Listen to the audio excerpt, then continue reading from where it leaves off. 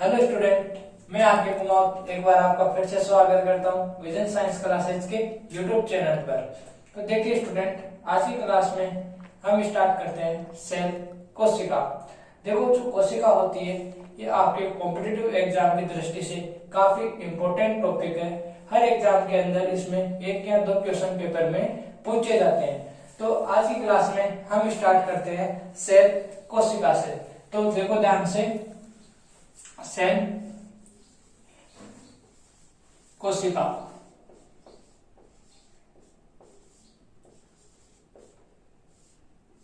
तो सबसे पहले हम सेल में बात करते हैं कि स्टडी ऑफ सेल क्या कहलाता है, कोशिका का अध्ययन क्या कहलाता है।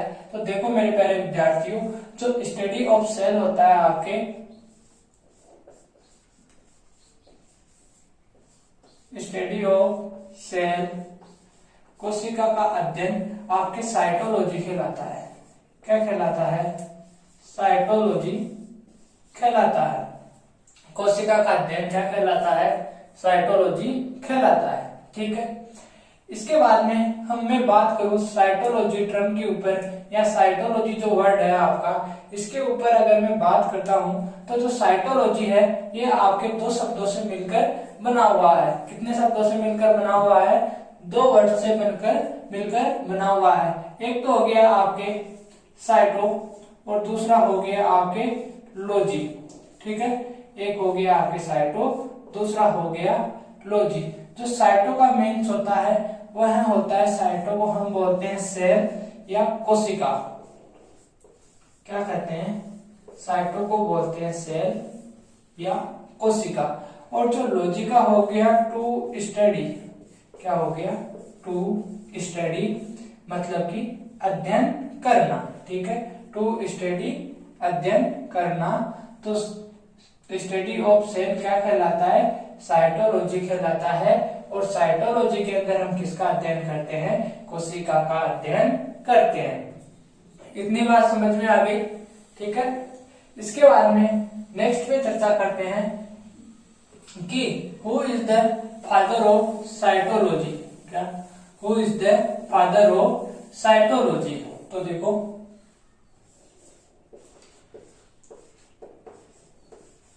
Who is the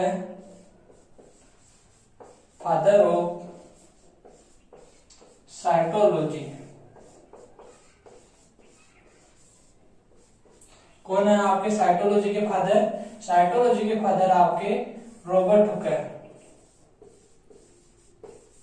Robert Hooke कौन है? साइटोलॉजी के फादर आपके कौन है? साइटोलॉजी के फादर आपके रॉबर्ट हुक है।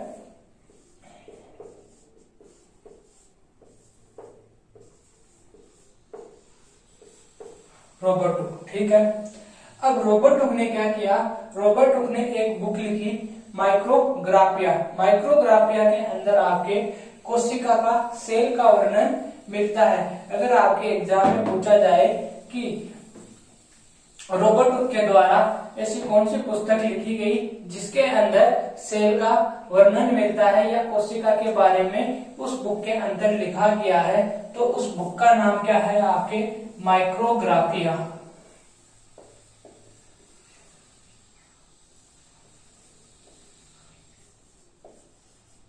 क्या है? माइक्रोग्राफिया। रॉबर्ट हुक के द्वारा लिखी गई पुस्तक जिसमें सेल के बारे में वर्णन मिलता है या कोशिका के बारे में लिखा हुआ है, तो कौन सी किताब है? वह आपके माइक्रोग्राफिया है। ठीक है। इसके बारे में अगर मैं नेक्स्ट चर्चा करता हूं तो who is the father of modern cytology. ये तो हो गए साइटोलॉजी। अब बात करें फादर मॉडर्न साइटोलॉजी की, कि who is the father of modern cytology. ठीक है। बात करें मॉडर्न साइटोलॉजी की, तो कौन है आपके मॉडर्न साइटोलॉजी के फादर? स्वानसन। कौन है आपके? स्वानसन। स्वानसन।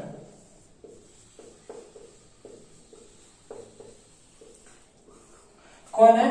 Father of modern cytology. Modern का मतलब होता है आपके आधुनिक।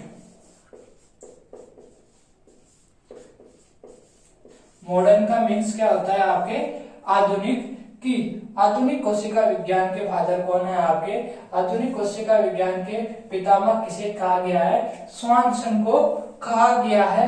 और स्वानसन ने आपके एक बुक लिखी, द सेल। स्वानसन के द्वारा लिखी गई बुक कौन सी है? The cell. ठीक है, कौन सी बुक लिखी? The cell. ठीक है, अब देखो मैंने क्या बताया, एक बार वापस रिपीट करता हूं आपके। मैंने सबसे पहले बताया कि स्टडी ऑफ सेल क्या कहलाता है?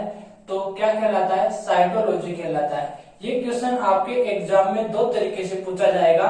एक तो सीधा सीधा पूछेगा आपसे कि स्टडी ऑफ सेल क्या कहलाता है, तो आपका आंसर होना चाहिए कि स्टडी ऑफ सेल साइटोलॉजी कहलाता है। क्या कहलाता है? साइटोलॉजी कहलाता है। इसके बाद में घुमा के ये पूछ सकता है कि साइटोलॉजी के अंदर किसका अध्ययन किया जाता है? तो साइटोलॉजी के अंदर किसका अध्ययन किया जाता है? आपकी कोशिका का अध्ययन किया जाता है। ठीक है, साइटोलॉजी में किसका अध्ययन किया जाता है? सेल का अध्ययन किया जाता है, या हम कह सकते हैं कोशिका का अध्ययन किया जाता है। ठीक है, इसके बाद में मैंने बताया कि father of cytology, father of cytology किसे कहा गया है? फादर ऑफ साइटोलॉजी आपके रॉबर्ट हुक को कहा गया है। ठीक है, अब रॉबर्ट हुक के द्वारा लिखी गई बुक का नाम माइक्रोग्राफिया। क्या है आपके? माइक्रोग्राफिया। माइक्रोग्राफिया के अंदर किसका वर्णन मिलता है? माइक्रोग्राफिया के अंदर आपके सेल का, कोशिका का वर्णन मिलता है, या कोशिका के बारे में लिखा गया है। ठीक है, इसके बाद में फिर हम आए, साइटोलॉजी हो गया, फादर ऑफ साइटोलॉजी हो गया। उसके बाद में आए हम father of modern cytology. Father of modern cytology का पितामह किसे कहा गया है? किसे कहा? आपके स्वानसन को कहा गया है। और स्वानसन ने कौन सी बुक लिखी? The cell. ठीक है, कौन सी बुक लिखी? The cell. एक मिनट, अब बात करते हैं हम फादर ऑफ इंडियन साइटोलॉजी की, कि भारतीय कोशिका विज्ञान का पिता किसे कहा गया है, या पितामह किसे कहा गया है? फादर ऑफ इंडियन साइटोलॉजी,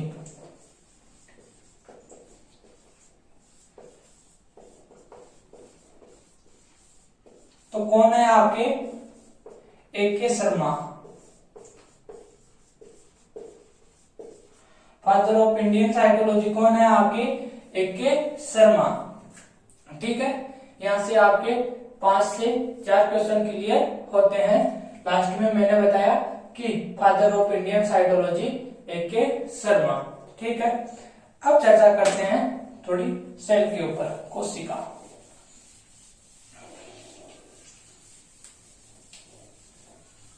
थोड़ा टॉपिक लंबा चलेगा तो आप धैर्य बनाए रखना। उम्मीद करूंगा आपको जरूर पढ़ने में मजा आएगा। ठीक है, तो सेल, कोशिका पे अब आते हैं हम। तो क्या होता है कि कोशिका को क्या कहा जाता है? कोशिका के बारे में कुछ तर्क दिए हुए हैं, कुछ लाइनें दी हुई है, तो उनके बारे में देखते हैं कि कोशिका, cell is the basic unit of life. कोशिका को क्या कहा जाता है? Cell is the basic unit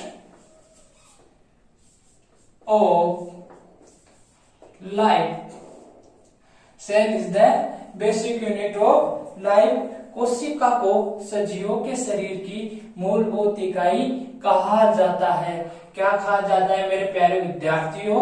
कोशिका को सजीवों के शरीर की मूलभूत इकाई कहा जाता है, या हम फिर कह सकते हैं कि कोशिका हमारे शरीर की सबसे छोटी इकाई होती है, या फिर कह सकते हैं सजीवों के शरीर की सबसे छोटी इकाई कौन होती है? सेल होती है, कोशिका होती है। ठीक है, इसके बाद में अगर दूसरे पॉइंट की बात करूं मैं, तो cell is the structural and functional unit of life. क्या? Cell is the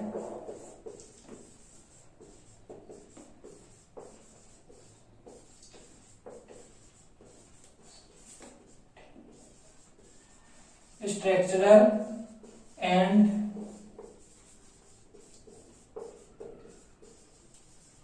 functional unit of life. कि सेल को क्या कहा कि cell is the structural and functional unit of life. Structural का मतलब होता है आपके संरचनात्मक, किसी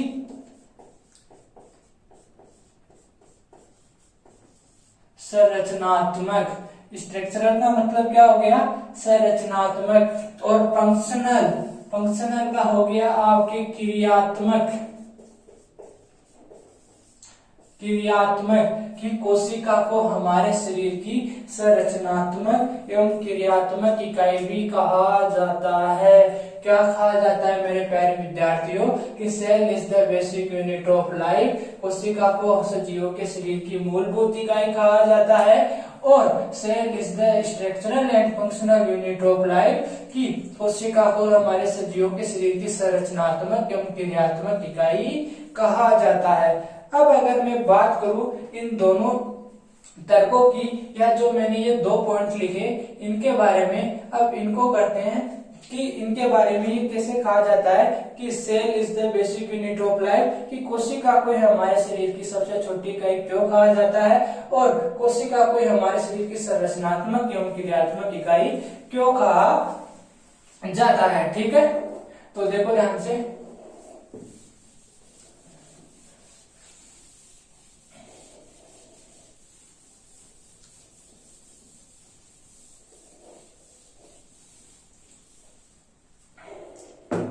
कि चाहे कोई भी सजीव हो, देखो सुनो मेरी बात ध्यान से, चाहे कोई भी सजीव हो, चाहे वो प्लांट हो या एनिमल हो, कोई भी सजीव हो चाहे वो प्लांट हो या एनिमल हो, उनमें सबसे पहले क्या होता है, सबसे पहले उनमें एक फर्टिलाइजेशन होता है।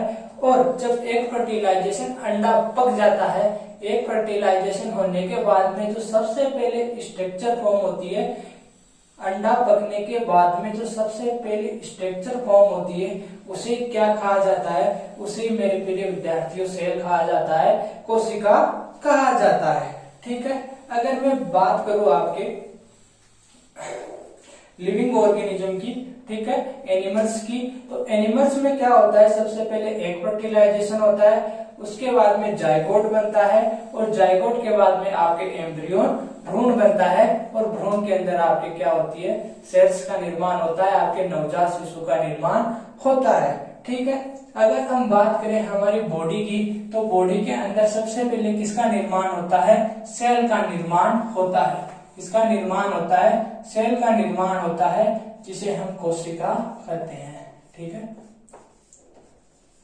सेल हमारी बॉडी की सबसे छोटी इकाई सेल, या हमारी बॉडी में सबसे पहले किसका निर्माण होता है, कोशिका का निर्माण होता है। अब क्या होता है, कोशिका में क्या होता है, कोशिका में होता है आपके विभाजन, डिवीजन होता है, जिसे हम क्या कहते हैं, सेल डिवीजन कहते हैं, कोशिका विभाजन कहते हैं। अगली क्लासों के अंदर हम सेल डिवीजन के बारे में पढ़ेंगे। क्या होता है, कोशिका के अंदर आपके विभाजन होता है, जिसके फलस्वरूप आपकी जो कोशिका होती है वो 1 से 2, 2 से 4, ऐसे लाखों की संख्या में, लाखों करोड़ों की संख्या में बनती है। और फिर क्या होता है, एक समान कोशिकाएं आपस में मिलकर किसका निर्माण करती है, आपके एक समान कोशिकाएं आपस में मिलकर आपकी किसका निर्माण करती है, टिश्यू का निर्माण करती है, टिश्यू का निर्माण करती है, उत्तक का निर्माण करती है। किसका निर्माण करती है, उत्तक का निर्माण करती है। क्या कहा मैंने कि कोशिका के अंदर आपके डिवीजन होता है, विभाजन होता है, विभाजन के फलस्वरूप आपके कोशिकाओं की संख्या में लगातार वृद्धि होती है, और एक समान कोशिकाएं आपस में मिलकर आपकी किसका निर्माण करती है, आपके टिश्यू का निर्माण करती है, उत्तक का निर्माण करती है। ठीक है, अब सेम प्रोसेस होता है, उत्तक में टिश्यू के अंदर क्या होता है, इनमें भी डिवीजन होता है, और ये भी अधिक संख्या में बनते हैं, और एक प्रकार के एक समान उत्तक मिलकर आपकी किसका निर्माण करते हैं, आपके ऑर्गन का निर्माण करते हैं। किसका निर्माण करते हैं, ऑर्गन का निर्माण करते हैं, अंग का निर्माण करते हैं। ठीक है, इसका निर्माण करते हैं, अंग का निर्माण करते हैं, जैसे हमारे आईज हो गई, हैंड हो गए, ठीक है, हमारा हार्ट हो गया, ठीक है, हमारे फेफड़े हो गए, लंग्स हो गए इत्यादि, ठीक है, ऑर्गन का निर्माण करते हैं। अब ऑर्गन अंग मिलकर क्या करते हैं आपके अंग मिलकर, अंग का मतलब कि जिनका कार्य एक समान हो, उनकी क्रियात्मक, ठीक है, उनकी कार्य की एक समान हो, आपके ऑर्गन मिलकर किसका निर्माण करते हैं, आपके ऑर्गन सिस्टम का निर्माण करते हैं। किसका निर्माण करते हैं, ऑर्गन सिस्टम का निर्माण करते हैं,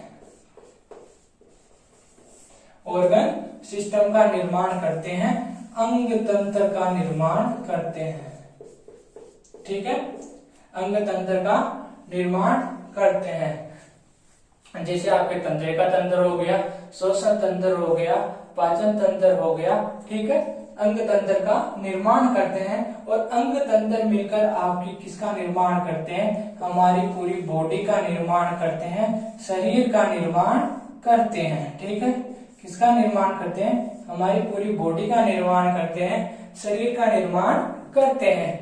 तो हमारे शरीर की सबसे छोटी इकाई क्या हो गई, कोशिका हो गई। इसीलिए कोशिका को हमारे शरीर की क्या कहा जाता है, सबसे छोटी इकाई कहा जाता है। क्योंकि अगर सेल नहीं होगी, कोशिका नहीं होगी, तो क्या नहीं बनेंगे, आपके टिश्यूज नहीं बनेंगे, उत्तक नहीं बनेंगे, उत्तक नहीं बनेंगे तो आपके ऑर्गन नहीं बनेगा, अंग नहीं बनेगा, और अंग नहीं बनेंगे तो आपका ऑर्गन सिस्टम नहीं बनेगा, और ऑर्गन सिस्टम नहीं बनेगा तो आपकी बॉडी नहीं बनेगी। तो यहाँ पे जो हमारे मकान की जो नींव होती है, उसी प्रकार से कोशिका को क्या कहा जाता है, हमारे शरीर की सबसे छोटी इकाई कहा जाता है, या हम कह सकते हैं इसको सजीवों के शरीर की मूलभूत इकाई कहा जाता है। अब बात करें हम स्ट्रक्चरल एंड फंक्शनल यूनिट की, संरचनात्मक एवं क्रियात्मक इकाई की, तो देखो जो सेल्स होती है वही हमारे शरीर की संरचनात्मक इकाई भी होती है। किस प्रकार से आपका जो ऑर्गन बनते हैं, ऑर्गन सिस्टम बना, तो ये किनके द्वारा बना, सेल के द्वारा बना, तो इसे भी हमारे शरीर की संरचनात्मक इकाई कहा जाता है। और बात करें हम क्रियात्मक की, तो हमारे शरीर में क्या होती है, सेल होती है एक विशेष प्रकार की, ठीक है, जैसे हमारे ब्रेन का काम होता है सोचना या आदेश देना, तो हमारे ब्रेन में एक विशिष्ट प्रकार की सेल होती है जो ये कार्य करती है, तो इसे क्या कहा जाता है, क्रियात्मक कहा जाता है, ठीक है, फंक्शनल यूनिट कहा जाता है, ठीक है, इतना समझ में आ गया। इसके बाद में आगे चलते हैं कि डिस्कवरी ऑफ सेल।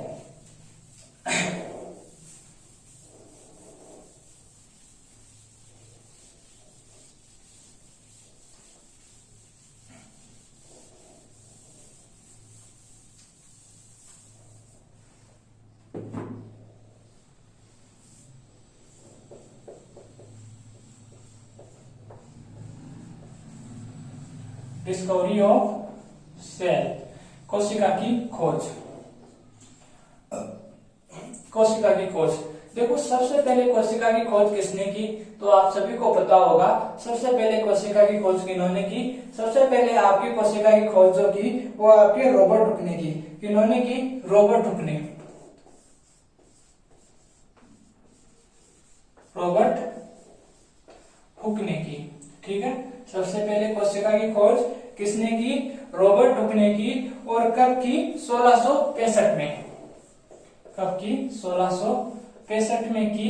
और किसमें की, कॉर्क टिश्यू के अंदर की, किसमें की, कॉर्क टिश्यू के अंदर की, कॉर्क टिश्यू के अंदर की। सर्वप्रथम कोशिका की खोज रॉबर्ट हुक के द्वारा 1665 में की गई और कॉर्क टिश्यू के अंदर की गई, ठीक है। अब देखो रॉबर्ट हुक ने उस टाइम पे क्या था, रॉबर्ट हुक के समय पर 1665 में आगे क्या था, इलेक्ट्रो माइक्रोस्कोप उतना विकसित नहीं था, तो रॉबर्ट हुक के द्वारा कांच के टुकड़ों को पीसकर एक इलेक्ट्रो माइक्रोस्कोप तैयार किया, उनके द्वारा निर्मित किया गया। और उन्होंने जब अपने माइक्रो इलेक्ट्रोस्कोप के अंदर कॉर्क टिश्यू की स्लाइड को रखा, ठीक है, कॉर्क टिश्यू की स्लाइड को रखा, तो उन्हें एक संरचना दिखाई दी इस प्रकार से। देखो मेंडिन मत समझ लेना इसे, इस प्रकार की एक संरचना दिखाई देती है उन्हें, ठीक है, लगभग में मधुमक्खी की छत्ते के हिसाब से, जो मधुमक्खियों का छत्ता होता है उसी की प्रकार से, उसी की तरह से, ठीक है। तो इनके अंदर उन्हें ऐसे गोल गोल खाली स्थान, सूक्ष्म छिद्र दिखाई दिए, ठीक है, गोल गोल क्या दिए, सूक्ष्म छिद्र दिखाई दिए। और जो ये खाली स्थान दिखे, इन्होंने उन्हें क्या नाम दिया, उन्होंने इनका नाम रखा रूम, क्या रखा, रूम। और फिर रूम के बाद में नाम आया सेला, ठीक है, रूम के बाद में क्या नाम आया, सेला। और फिर सेला से बना आपके सेल, ठीक है, सेला से क्या बना, आपके सेल, ठीक है। रूम जो आपके छिद्र रूप में उनको संरचना दिखाई दी, ठीक है, उन्हें क्या कहा गया, रॉबर्ट हुक के द्वारा, रॉबर्ट हुक ने उनको रूम कहा, रूम से फिर बना आपके सेला, और सेला से आया फिर सेल, ठीक है, सेला से फिर क्या आया, सेल। और ये दोनों वर्ड जो आपके हैं, ये लैटिन लैंग्वेज के, किसके हैं, आपके लैटिन लैंग्वेज के, लैटिन वर्ड है, ठीक है, क्या है, आपके लैटिन वर्ड है, ठीक है। लेकिन यहाँ पे एक बात जो थी वो बहुत ही देखने लायक थी कि रॉबर्ट हुक के द्वारा सर्वप्रथम कोशिका की खोज की गई 1665 में कॉर्क टिश्यू के अंदर। लेकिन जो ये सेल थी, ये किस प्रकार की सेल थी, ये आपके डेड सेल थी। किस प्रकार की सेल थी, डेड सेल थी, मृत कोशिका थी। किस प्रकार की थी, मृत कोशिका थी। कैसी थी, आपके मृत कोशिका थी। अब देखो एक बार से वापस रिपीट करता हूं, डिस्कवरी ऑफ सेल, सबसे पहले कोशिका की खोज की आपने रॉबर्ट हुक ने की। कब की, 1665 के अंदर की, 1665 में की, कॉर्क टिश्यू के अंदर की। देखो कॉर्क टिश्यू क्या होता है, आप पूछोगे। कॉर्क टिश्यू एक जो आपका लकड़ी का ढक्कन सा होता है, आपने शैंपेन की बोतल तो देखी होगी, उनके ऊपर आपकी जो लकड़ी का ढक्कन होता है उसे कॉर्क टिश्यू बोलते हैं। तो उन्होंने क्या किया, स्वयं निर्मित खुद के द्वारा बनाया गया इलेक्ट्रो माइक्रोस्कोप लिया, ठीक है, और उसके अंदर कॉर्क टिश्यू की स्लाइड को रखा। तो रखने पर उनको इस प्रकार की संरचना दिखाई दी, मधुमक्खी के छत्ते के समान संरचना दिखाई दी, और उनके अंदर गोल गोल सूक्ष्म छिद्र दिखाई दिए, जिन्होंने उन्हें नाम दिया रूम। और रूम से बना फिर सेला, और सेला से बना फिर सेल। और ये दोनों ही शब्द कैसे हैं, ये लैटिन लैंग्वेज के शब्द है, लैटिन भाषा के वर्ड है।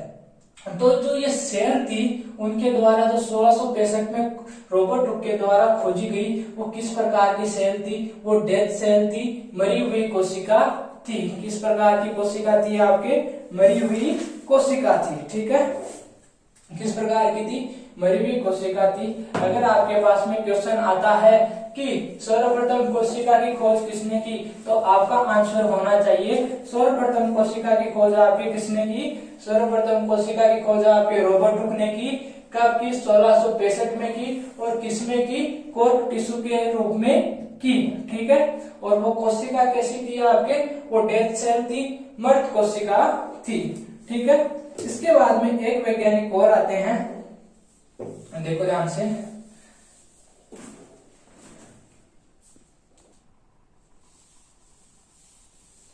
इसके बाद में एक वैज्ञानिक और आए, या हम बोल सकते हैं एक साइंटिस्ट और आए, जिनका नाम था एंटोनी ल्यूवेनहोक। जिनका क्या नाम था, एंटोनी ल्यूवेनहोक।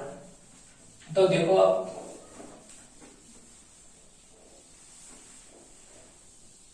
रॉबर्ट हुक के द्वारा आपकी खोज की गई मृत कोशिका की। इनके बाद में एक वैज्ञानिक आए, एंटोनी ल्यूवेनहोक। इसके बाद में एक वैज्ञानिक आए, एंटोनी ल्यूवेनहोक, एंटोनी ल्यूवेनहोक। रॉबर्ट हुक के बाद में एक वैज्ञानिक आए, एंटोनी ल्यूवेनहोक। कब आए, 1676 में, 1676 के अंदर। और इन्होंने क्या किया, इन्होंने लिविंग सेल की खोज की, जीवित कोशिका की खोज की। किसकी की, लिविंग सेल की खोज की, लिविंग सेल, जीवित कोशिका की, जीवित कोशिका। किसकी खोज की? जीवित कोशिका की खोज की एंटोनी लिवेनोकाई 1676 के अंदर, और इन्होंने लिविंग सेल्स की खोज की किसमें की? ये देखो किसमें की इन्होंने की, जो अपने दांतों में खुरचन आती है ना, दांतों की खुरचन, या हम बोल सकते हैं काई, उसके अंदर की। तो किस चीज में की इन्होंने? Teeth cell. टीथ सेल दांतों की काई के अंदर की। किसमें की? दांतों की काई में की। ये तो हो गई आपके एनिमल्स के अंदर। किसमें हो गई? एनिमल्स के अंदर। ठीक है, अब बात करें हम प्लांट्स की। ठीक है, प्लांट्स के अंदर जीवित कोशिका की खोज किसमें की? तो वो की आपके ओनियन सेल, प्याज की कोशिकाओं में। ओनियन सेल्स प्याज की कोशिकाओं में, प्याज की कोशिकाओं में। ठीक है,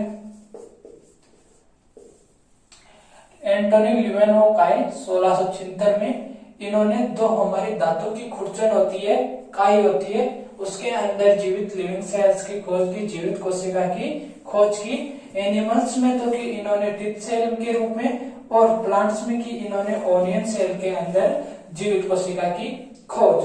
ठीक है, और इनके द्वारा एक बुक लिखी गई, इनके द्वारा एंटोनी लिवेनो की एक बहुत ही प्रसिद्ध बुक है, सीक्रेट्स ऑफ नेचर। क्या? Secrets of nature. Secrets of nature. ठीक है, एंटोनी लिवेनो के द्वारा लिखी गई पुस्तक सीक्रेट्स ऑफ नेचर। ठीक है, अब एंटोनी लिवेनो एक बहुत ही प्रसिद्ध वैज्ञानिक थे, तो इनके द्वारा ये एक बहुत ही टैलेंटेड वैज्ञानिक भी थे और बहुत ही प्रसिद्ध वैज्ञानिक थे। तो एंटोनी लिवेनो के द्वारा कुछ और भी खोजें की गई। इन्होंने सबसे पहले स्पर्म सेल की खोज की। किसकी की? स्पर्म सेल की। स्पर्म सेल के बारे में सर्वप्रथम आपके एंटोनी लिवेनोक ने बताया। कुछ क्वेश्चन है यहीं पे क्लियर कर लो, बहुत ही फायदा रहेगा। ठीक है, सर्वप्रथम एंटोनी लिवेनोक ने स्पर्म सेल के बारे में बताया, शुक्राणु कोशिका के बताया, और आपके जो रक्त में आरबीसी होती है, ठीक है, रेड ब्लड सेल्स, ठीक है, लाल रक्त कणिकाएं, रक्त में जो आपके आरबीसी होती है, लाल रक्त कणिकाएं होती है, उनकी खोज भी आपके किसने की? एंटोनी लिवेनहोक ने की। ठीक है, इसके बाद में आता है आपके बैक्टीरिया। किसकी? बैक्टीरिया। बैक्टीरिया की खोज भी आपकी किसने की? एंटोनी लिवेनहोक ने की। किसने की? बैक्टीरिया की खोज भी आपके एंटोनी लिवेनहोक ने की। तो देखो, एक मिनट में वापस रिपीट करता हूं, इतनी देर मैंने क्या बताया? मैंने बताया कि रॉबर्ट हुक ने की आपकी किसकी खोज? मृत कोशिका की खोज की, डेथ सेल की कोशिका की खोज की, लेकिन वो डेथ सेल के रूप में थी।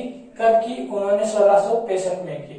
ठीक है, और किसमें की? कॉर्क टिश्यू में की। उसके बाद में देखो एंटोनी लिवेनहोकाई 1676 के अंदर इन्होंने जीवित कोशिका की खोज की। किसमें की? जो हमारे दांतों की जो खुरचन होती है उसके अंदर की। ठीक है, एनिमल्स के अंदर और प्लांट्स के अंदर की इन्होंने प्याज की कोशिकाओं में। ठीक है, इसके बाद में मैं बात करता हूं कि एंटोनी लिवेनहोक के द्वारा एक प्रसिद्ध किताब लिखी गई, सीक्रेट्स ऑफ नेचर।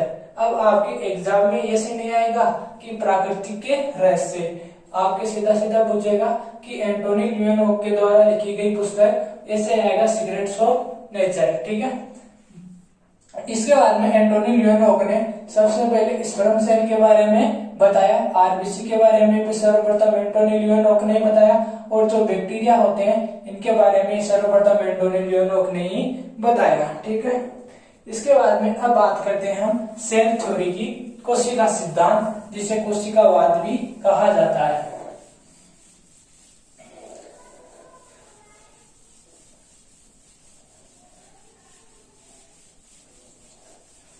जिसे क्या कहा जाता है?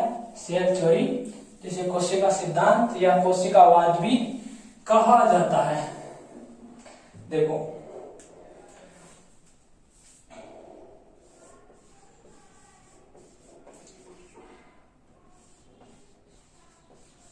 थ्योरी, सेल थ्योरी, ठीक है।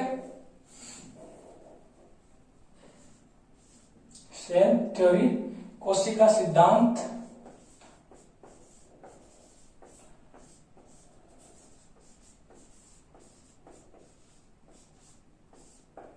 या कोशिकावाद।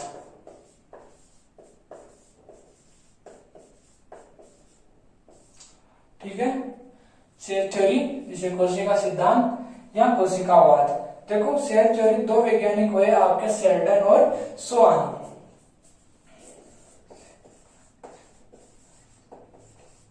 शेल्डन एंड स्वान।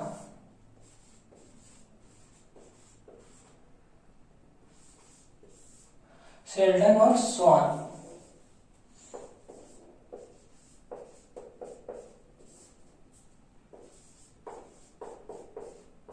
आपके दो वैज्ञानिक हुए, शेल्डन और स्वान। ठीक है, ये वैज्ञानिक हुए आपके, दो वैज्ञानिक हुए, शेल्डन और स्वान। और इन वैज्ञानिकों ने एक लाइन बोली कि all the living organism are made up of cells and product of cells. क्या बताया? All the living organism are made up of cells and product of cells, मतलब कि सभी सजीवों का शरीर कोशिका और कोशिका से मिलकर उत्पादों से बना होता है। ठीक है, देखो आपके कोशिका सिद्धांत दो वैज्ञानिक हुए, शेल्डन और स्वान। ये कब आए? ये आए आपके 1839 से 1838 और 39 में। ठीक है, 1838 से 39 में, 1838 से 1839 में दो वैज्ञानिक आए आपके, शेल्डन और स्वान। और दोनों वैज्ञानिकों ने मिलकर एक बात बोली आपके कि all the living organism are made up of cells and product of cells. ठीक है, कि मतलब सभी सजीवों का शरीर कोशिका और कोशिका से मिलकर उत्पाद, कोशिका से मिलकर बना होता है। ठीक है, अब देखते हैं जो आपके शेल्डन थे, ये आपके क्या थे? एक एनिमल। इन्होंने किस पर, शेल्डन ने आपके किस पर अध्ययन किया? एनिमल्स के ऊपर। ठीक है, और जो स्वान थे इन्होंने किया आपके प्लांट्स के ऊपर अध्ययन। ठीक है, एनिमल्स पे तो किसने किया? शेल्डन ने। और स्वान ने किस पे किया? प्लांट्स के ऊपर। ठीक है, तो जो आपके शेल्डन थे ये क्या होगी? ये एक जूलॉजिस्ट थे। और जो स्वान थे ये आपके एक बॉटनिस्ट थे।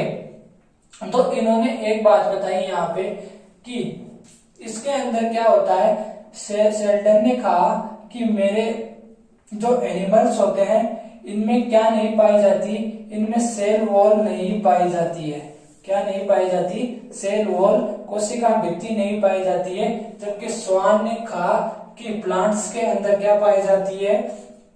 सेल वॉल पाई जाती है, कोशिका भित्ति पाई जाती है। ठीक है, तो एक डिफरेंट तो यही भी हो गया प्लांट्स और एनिमल सेल्स के अंदर कि एनिमल्स के अंदर आपके सेल वॉल नहीं पाई जाती है, जबकि प्लांट्स के अंदर आपके सेल वॉल पाई जाती है।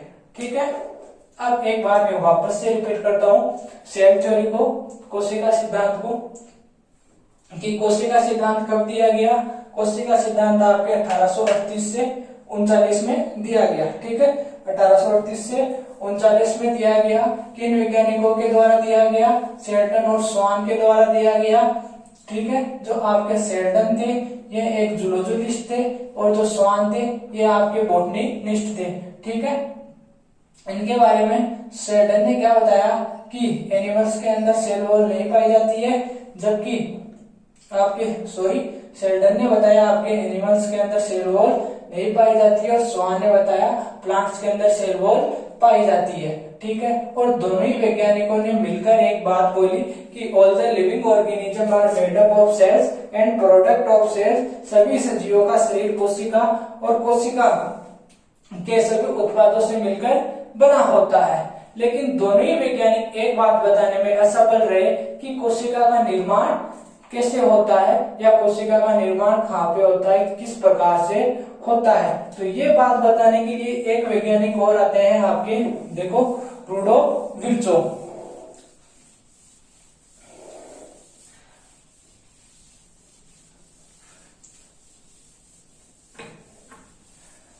आपके एक बात बताने के लिए एक वैज्ञानिक और आते हैं, रुडोल्फ विर्चोव।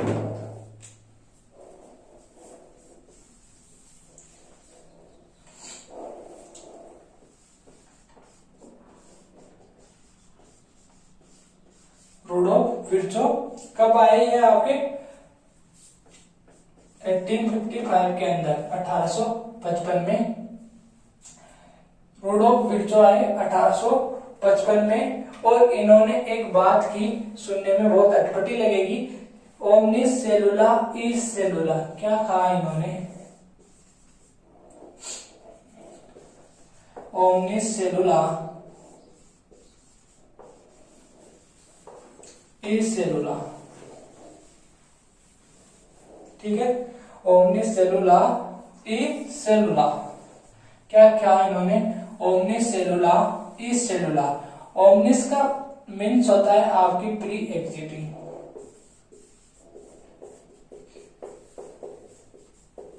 ठीक है।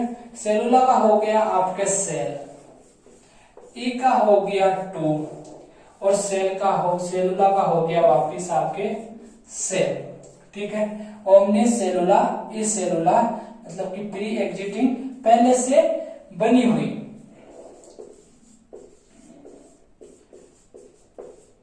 पहले से बनी हुई, ठीक है। सेल का मतलब हो गया आपके कोशिका, और टू का हो गया आपके से, और वापस सेल से हो गया आपके कोशिका, ठीक है। तो रुडोल्फ विर्चोव ने यह बताया ओमनिस सेलुला ई सेलुला कि कोशिकाओं का निर्माण आपके किससे होता है? जो आपकी पुरानी कोशिकाएं होती है या जो पहले से बनी हुई कोशिकाएं होती है, उन्हीं से आपके नई कोशिकाओं का निर्माण होता है। क्या कहा कि जो पहले से बनी हुई कोशिकाएं हैं या जो पुरानी सेल्स है, उन्हीं से आपके नई कोशिकाओं का निर्माण होता है। देखो ध्यान से, ये आपकी एक पुरानी सेल है, इसमें क्या होगा? सेल डिवीजन होगा, विभाजन होगा। विभाजन के फलस्वरूप आपके दो नई कोशिकाएं बनेगी। विभाजन के फलस्वरूप दो नई कोशिकाएं बनेगी। इनमें क्या हुआ? सेल डिवीजन हुआ। क्या हुआ? सेल डिवीजन हुआ। उसके फलस्वरूप आपके दो नई कोशिकाएं बनी, जिन्हें हम बोलते हैं डॉटर सेल या संतति कोशिकाएं। जिन्हें क्या कहा जाता है? डॉटर सेल या संतति कोशिकाएं, ठीक है, डॉटर सेल या संतति कोशिकाएं। तो एक नई पुरानी कोशिका से दो नई कोशिकाओं का निर्माण हो गया। रुडोल्फ विर्चोव ने यही बताया कि कोशिकाओं का निर्माण पुराने कोशिकाओं से होता है, और इन्होंने कहा all the new cell are format of pre existing cells and the process of cell division. क्या कहा? All the new cell are format by pre existing cells by the process of cell division, ठीक है, कि आपके नई कोशिकाओं का निर्माण पुराने कोशिकाओं से होता है, ठीक है। इसे हम बोल सकते हैं कि आपके जो कोशिका सिद्धांत था उसमें संशोधन किया या कोशिका सिद्धांत को आगे बढ़ाया। आपकी क्वेश्चन आ सकता है कि कोशिका सिद्धांत को आगे किसने बढ़ाया? तो आप बताओगे कि रुडोल्फ विर्चोव ने बढ़ाया, या फिर ऐसे पूछ सकता है कि कोशिका की उत्पत्ति के बारे में कि कोशिकाओं का निर्माण किससे होता है, ये किस वैज्ञानिक ने बताया या किस प्रकार से होता है? तो वो बताया आपके रुडोल्फ विर्चोव ने, ठीक है। अब इसके बाद में आपके कुछ की पॉइंट्स है, उन पर चर्चा करते हैं। तो देखो ध्यान से,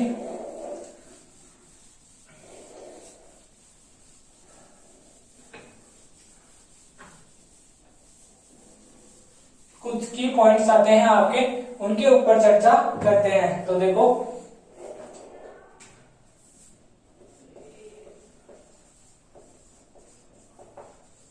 की पॉइंट्स, ठीक है। बात करूं कि मैं स्मॉलेस्ट सेल ऑफ यूनिवर्स, संसार की सबसे छोटी कोशिका बात करता हूं, स्मॉलेस्ट सेल ऑफ यूनिवर्स, संसार की सबसे छोटी कोशिका।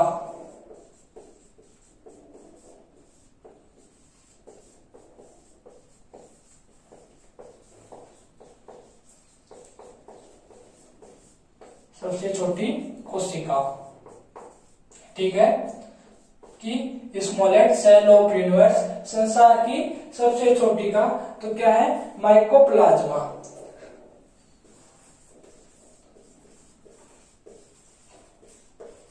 माइकोप्लाज्मा, ठीक है, क्या है आपके, माइकोप्लाज्मा।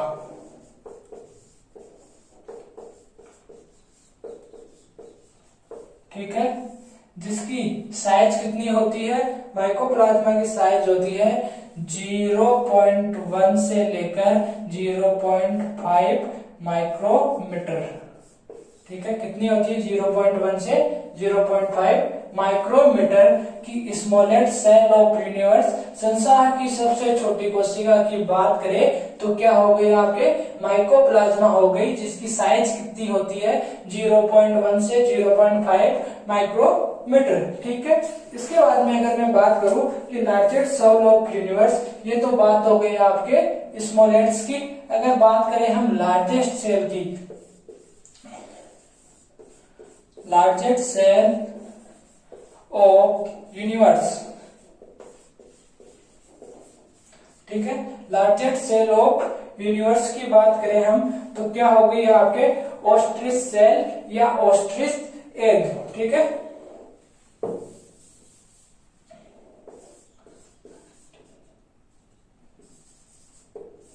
ऑस्ट्रिच सेल भी बोल सकते हैं या एंड ऑस्ट्रिच आपके एग। ठीक है, ऑस्ट्रिच एग या ऑस्ट्रिच सेल मतलब कि आपके शुतुरमुर्ग का अंडा।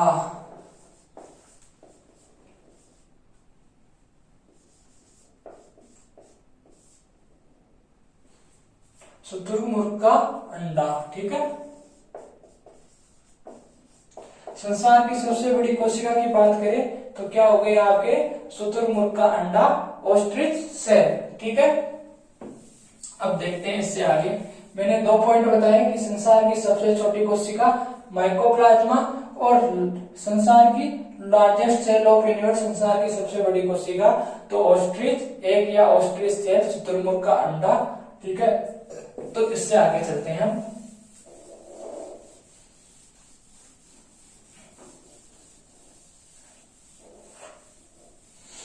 अब बात करें कि longest cell of human body, क्या, longest cell of human body, longest cell of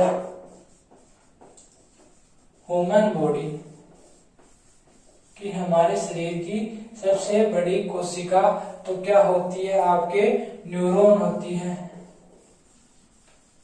neuron तंत्रिका कोशिका होती है, न्यूरॉन सेल्स होती है, तंत्रिका कोशिका होती है।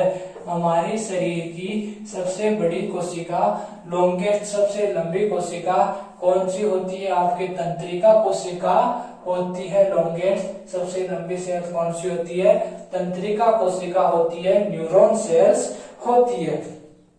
ठीक है, और ये कहां पे पाई जाती है, आपके ब्रेन में उपस्थित रहती है। अगर हम बात करें लॉन्गेस्ट के बाद में smallest cell of human body, smallest cell of human body, smallest cell of human body तो क्या हो गया आपके, स्पर्म, स्पर्म शुक्राणु कोशिकाएं। ठीक है, स्पर्म शुक्राणु कोशिकाएं। ठीक है, बात करते हैं हम smallest cell of human body तो स्पर्म शुक्राणु कोशिकाएं। ठीक है, अब इसके बाद में मैं बात करता हूं आपके कि largest cell of human body for gamete cells, किसकी, गैमेट सेल की बात करें। ये बहुत ही इंपॉर्टेंट बात है, आपको बहुत बार पूछा जा चुका है एग्जाम के अंदर कि largest gamete cell of human body, largest gamete cell of human body. ठीक है, largest gamete cell of human body की बात करें तो वह है आपके ओवा। क्या है आपके ओवा, अंडाणु, ओवा अंडाणु, ठीक है। और इसके बाद में बात करूं कि smallest gamete cell of human body, किसकी, smallest cell of human body की मैं बात करता हूं तो देखो स्मॉलेस्ट